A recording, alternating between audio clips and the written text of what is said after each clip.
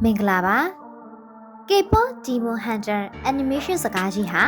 68ကြိမ်မြောက် Oscar ဆုပေးပွဲမှာစုရင်းနှစ်စုတော်စကူပြီးသမိုင်းမှတ်တိုင်သစ်စိုက်ထူနိုင်ခဲ့ပါတယ်။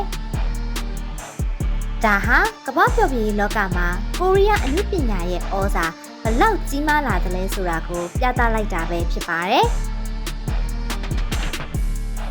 ဒီစကားဟာသူ့ရဲ့တက်ကြွလှပတဲ့ရုပ်ထွက်ပိုင်းစမ်းသစ်တဲ့ဇလန်းစင်ပုံတွေကြောင့်ချီးကျူးခံရပြီးအကောင်းဆုံး animation စကားစု Best Animated Feature ကိုရရှိခဲ့ပါတယ်။ဇလန်းကတော့ K-pop မိန်းကလေးအဖွဲ့တစ်ဖွဲ့ဟာကမ္ဘာကျော် superstar တွေအဖြစ်နေထိုင်ရင်တစ်ဖက်မှာလည်းမကောင်းဆိုးဝါးတွေကိုလျှို့ဝှက်တိုက်ခိုက်နှိမ်နင်းတဲ့အကြောင်းရိုက်ကူးထားတာဖြစ်လို့ fantasy action နဲ့ K-pop ဖျော်ဖြေမှုတွေကိုအလန်းစားပေါင်းစပ်ထားတာပါ။ animation စုအပြင်ဒီစကားတွေက Golden ဆိုတဲ့သချင်းကလည်းအကောင်းဆုံးမူရင်းတေးသချင်းစု Best Original Song ကိုတက်မှန်ဆွကူးနိုင်ခဲ့ပါတယ်။